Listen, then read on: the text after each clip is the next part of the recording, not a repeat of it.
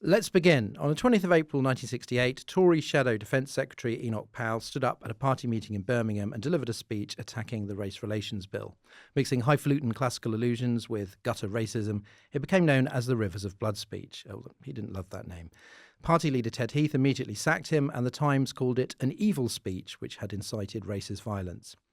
In 2025, though, Powellite ethno-nationalism is all the rage in conservative circles, from David Goodhart and Matt Goodwin to Robert Jenrick and David Frost, and nobody's getting fired. Former Tory and UKIP MP Douglas Carswell tweeted from his new home in America, "Mass deportation of Pakistanis from Britain, I don't care how long you've lived here, out." If you want an idea of what seems to be acceptable at the moment. Why is the right so obsessed with defining white British identity and depicting London as a collapsing hellhole? Is there public support for balls-out racism, or is this more of an elite meltdown? Raf, the Rivers of Blood story is complicated because Powell was supported by much of the Tory right and a significant majority of voters after Heath sacked him. But does that underline the importance of the leadership drawing lines and setting standards? In short, I think yes. I mean, for a long time, Enoch was right was a very standard go-to slogan. You used to see it a lot in politics. You used to see it in graffiti. I grew up in the 1970s. It was salient then, uh, um, and yet, Heath, was very quick and clear to say this is racist. I think the word he used was racialist because that was the word they used back then. Racialist in tone, and it can't stand. And ultimately that decision, and it held, although sort of Powellism and that the sort of the Enoch was right meme, before we use that word in that context, sort of carried around, moving around the right for a long time. It did very clearly, his decision, say, to create a sort of cordon sanitaire between what was legitimate mainstream discourse and what wasn't. And that actually held quite effectively, I would say, pretty much up until the Brexit referendum. Actually, I think it was really the sort of the bursting of the banks of the river, to mix the metaphor or raid the metaphor, was really the farage, the breaking point poster, and there was a shift back towards really much more explicit argument on the basis of, look, there is a conception of Britishness that we recognise to be white, and there is a bit too much infiltration of basically dark-skinned people, and that's damaging to some notion of national identity and national security. And that's actually a long period, the early throughout the 70s, 80s, 90s, noughties. Most MPs and most people who wanted a career in mainstream politics, who didn't want to be perceived as part of the far right fringe, would recognise the kind of Rivers of Blood tone as the threshold. Rachel, the thing is, this is not just anti-immigration. It's not even like, say, the Breaking Point poster. It's very, like I said, ethno-nationalist. It's very racist. And some would say that many conservatives have always been like that, and now it's just the mask can come off. Do you think it is just about permission structure and the weakening of stigma and that cordon sanitaire, or is it that some of these key figures have genuinely been radicalized, and this was not what they were thinking 5-10 years ago? I think a lot of people have been radicalised, and I think social media has a huge role in that, and it has a role for everyone, but it's specifically for politicians who can see their brand, as it were, shoot to prominence by saying slightly extreme things, and they go for slightly more extreme things, and you can see in real time, the combination. I've been in pylons, the combination you get of overwhelming support with kind of overwhelming hatred and abuse anytime you go into one of these areas. It is horrifying and exhilarating and quite addictive. And I've spoken to people who have been caught up in that cycle, and I could list you so many people who have been radicalized by that as a process. The other thing that I think is going on, and I think Raph is absolutely right to talk about that poster as kind of a turning point, but it's not the catalyst, the target for a lot of these comments is not immigration in general. It's not even non-white immigration in general. It's specifically Muslim immigration. That quote that you read out from Douglas Carswell, Pakistani immigration. And there have been scandals, the grooming gangs one being the one that's been in the news a lot the last week, that have an ethnic element to them that for various reasons wasn't talked about as much at the time, and is now it's kind of the backlash is lending legitimacy to these views that have existed under the surface for a very long time. But now these politicians can say, no, it's not because we hate people of a different colour skin, it's because there was this scandal, and that is the focus. And I think that's part of it, but then I do think the sort of anti-Muslim, strand has been around for a very long time, since, I suppose since 9/11 particularly. There seems to be like other weirder stuff going on. I mean, the latest thing, and Jenrick seems to be the real trailblazer there.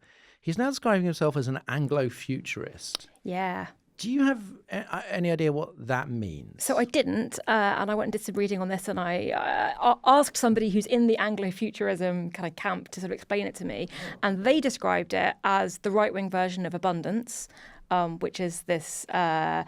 It's Ezra Klein's kind of idea that basically invest lots in the future and in nuclear power and in new technologies, and then everyone can have everything they want and we don't have to worry about any of these trade-offs that we're doing. And I was like, sure, but what about the Anglo aspect of it?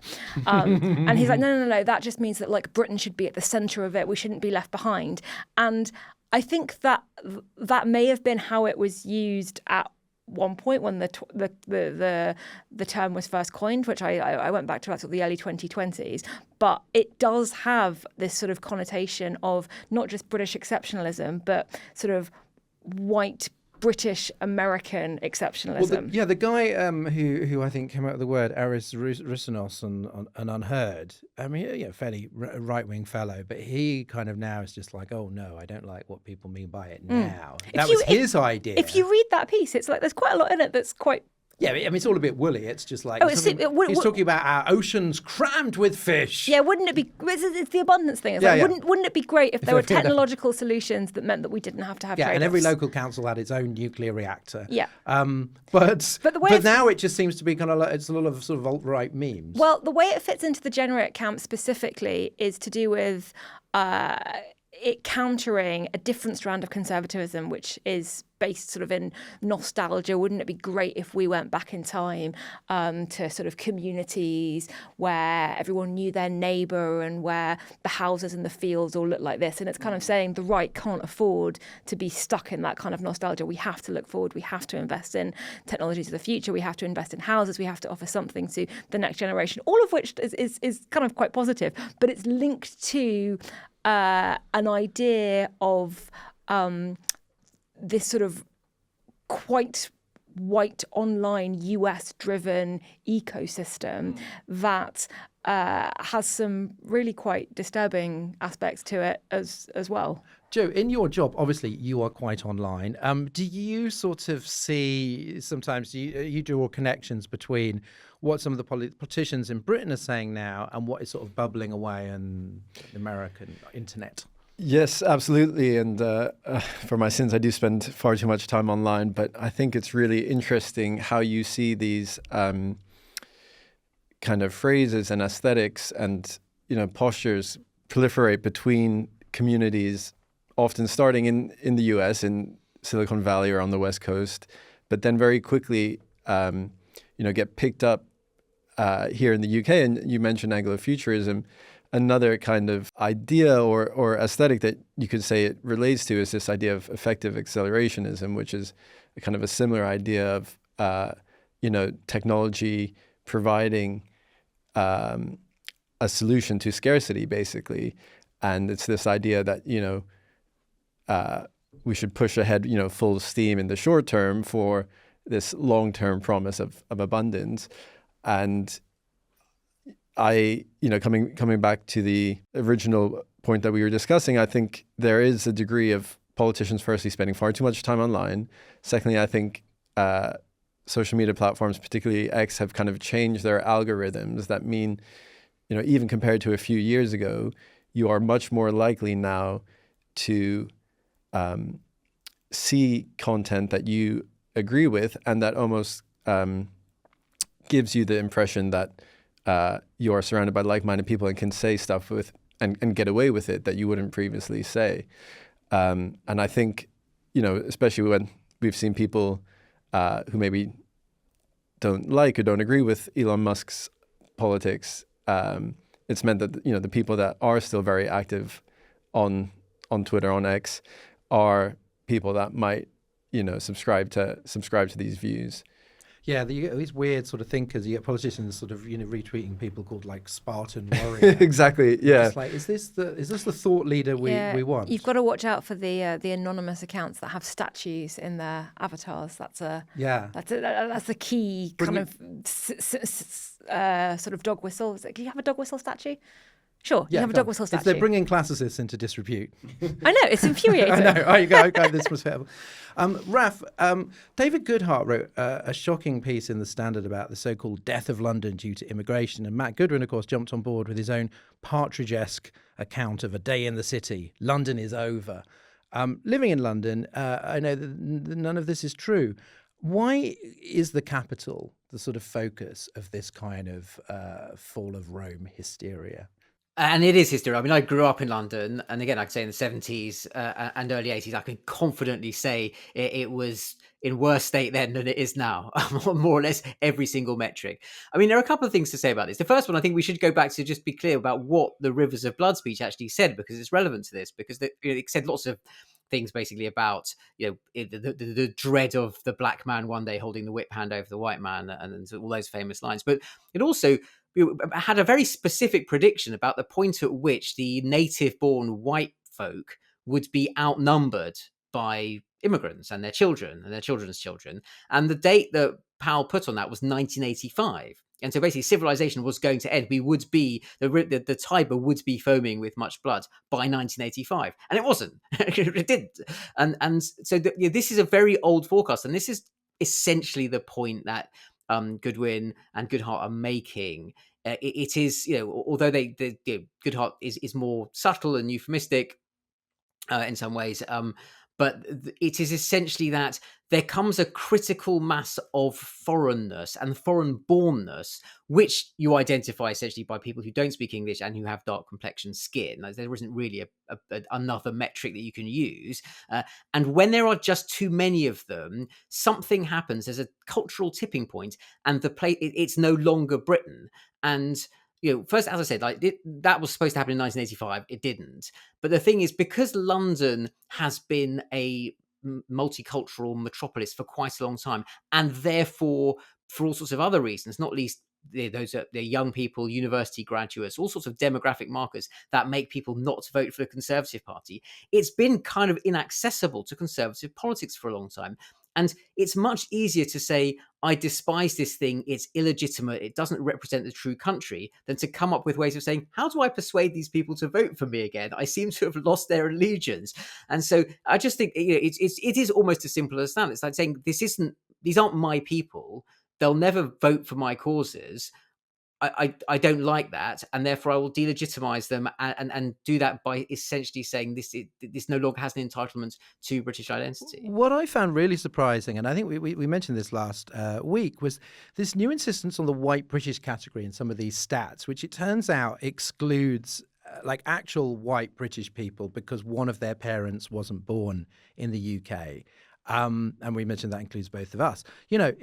That seems like I didn't come across it. I don't hang out in like far right circles. And I didn't come across this in mainstream publications and from mainstream politicians until this year. Is that new? I agree. I think this is new. This is the one thing about this that's actually shocked me up to a point. Again, I do remember seeing, when I was still at school, coming across a feature in the Daily Mail all about, the dilution of the British gene pool. But again, big shocks then, thinking, okay, this is actual full-on eugenic racism. But it was quite rare, and certainly not something that would be just seen as a kind of swirling around mainstream, what used to be centre-right politicians, and their discourse. And I think a couple of things have happened. And I say it does seem suddenly we're talking about whiteness for a long time, especially you saw this all the way through the Brexit debate and the campaign when Remainers were saying, okay, there's a really nasty racist undertone to this. And people like Farage and Carswell and others would say, how very dare you? I was absolutely appalled by that. And then you look at what Carswell's saying now. It's like, you left your mask at home, didn't you, Doug? But I think a couple of things have happened.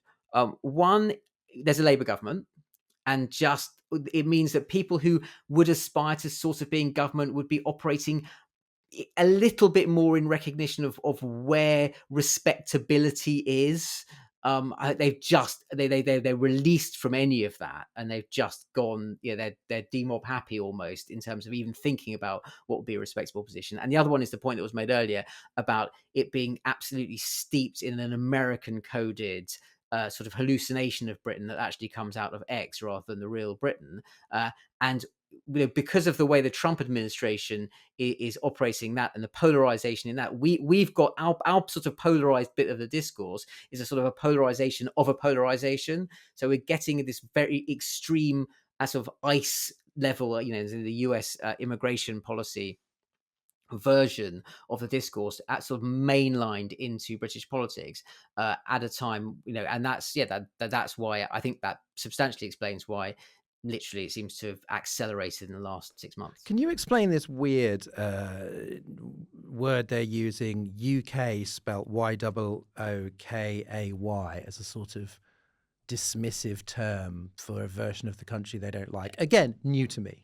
Yeah, it's a kind of sneery. So it's obviously like UK sort of misspelt or phonetically, and it's essentially a sneery way of saying there is this version of the UK, of Britain, that is it essentially refers to multicultural and urban, but in a way that as I understand it, just sort of implies degraded. It's a kind of a foreign corruption of what used to be. I mean, again, it's interesting that point about nostalgia versus futurism. It's a sort of a way of saying this is the dystopian iteration of Britain, where the dystopian element is it's all gone a bit foreign. Yeah, and it's also specifically about frustration that we now talk about the UK as opposed to Britain or Great Britain, and there's a nostalgic element of the fact that the way we talk about our country has changed. And why do we call it the UK? We never used to call it the UK. We used to call it Britain, and we used to be proud to be British. Who cares? Rachel, in her 2017 maiden speech, Kemi Badenoch described herself as effectively an immigrant born in the UK but raised in Nigeria, and she said, "How wonderful that I can be welcomed here and that I can, rise to, become an MP." How is it that she has come to be more tolerant of racism than Ted Heath in 1968? Well, Kemi Badenoch does experience racism. You in your podcast that you did on the Origin Stories one, you sort of talked about how she says that she wanted to go to medical school and her teachers suggested that she shouldn't, and that was basically because they had racist low expectations of her. And as you point out, her A-level results weren't that good, so maybe it was something else to do with it. So she does use her story when it suits her. One of the things that I think is interesting is, just a couple of years ago, the Conservatives had the first British Asian Prime Minister and were incredibly proud of that. And in the last head-to-head between Keir Starmer and Rishi Sunak at PMQs before Sunak stood down as leader of the Tories, he talked about, both of them talked about how great it was that was no big deal, that we had a British Asian Prime Minister and it wasn't a big deal, and how great it is that we've got how great it is in terms of sort of celebrating the multicultural story that the leader of the Conservative Party is a woman of Nigerian origin. So something has shifted there, which I think is really interesting. And if you spend time on the corners of the internet where the Reform lot hang out, the Reform lot and also the people who are kind of to the right of Reform, the British First elements, the fact that Rishi Sunak and Kemi Badenoch got to the top of the Conservative Party is used as a reason to never vote for the Conservative Party. The fact that the party allowed these two non-British immigrants, as they see it, to reach the top is put in the category of reasons why the Conservative Party is finished. So she does face racism directly. She just doesn't like to acknowledge it. And on the point about what counts as white British or not white British, Nigel Farage's ex-wife is German, is that right? Kids are not. So his kids are not white British. Robert Jenrick's kids wouldn't be white British because his wife is Israeli. There are a lot of I haven't gone through the marriages and children of all the people in this movement, but that as a category would exclude rather a lot of them. I find that whole bit. I mean, all of these exclusives and deciding who is and isn't British. Sort of Bradman going, "Oh, I'm not really English," and all that I find demented. But then the idea of sort of salami slicing even white people, even Robert Jenrick and Nigel Farage. Farage, though, I mean, he said nice things about Powell in the past. But is he a little bit more cautious about this than say Jenrick, certainly than Rupert Lowe? Has he still got a sense of, he has his own little version of respectability politics, like when he distances himself from Tommy Robinson? I don't know, has he been saying this kind of stuff? He is more careful about it than I think the Conservatives are for exactly that reason. So he has direct experience of leading a fringe insurgent right-wing party and having it being discredited by people who were too fringe even for him. And I was speaking to someone quite high up in Reform for a feature I did on Can the Party Grow Up before the local elections. And this is a direct quote about why Nigel Farage doesn't want to democratise Reform. They said democratising the party risks letting the loonies and the fruitcakes take over. So it's that Britain First section that I talked about for whom Reform doesn't go far enough. So he is careful because he is trying to bank all the votes that he has, but not cross that line that would make it impossible for mainstream voters to support him. Also, he doesn't have to, because he's in a very sort of privileged position in this respect, where he's accumulated sufficient confidence in those people that he gets it anyway, that he can sort of, with a nod and a wink, not have to say it. Whereas I think there are an awful lot of people in the Conservative Party who are somehow feeling they have to demonstrate explicitly their credentials to the slightly racist bit of the audience. And Farage, he, as you say, he's sort of gone beyond that. That's so in the brand that he can almost lean against the brand a little bit. As for public opinion, British citizens now are far, far less racist than they were in 1968. So the public and the Tory elites have sort of switched places. And normally when people say this stuff, you think, oh, they're chasing after, the racist vote. But I mean, is there an electoral constituency for some of these more genuinely like racist views, like in terms of defining Britishness, as opposed to a general, there are too many immigrants, which we know, unfortunately, there is quite a large constituency for? Like, I don't know. Is there a lot? Is Jenrick thinking, well, I need to speak to these people, or is he off on his own journey?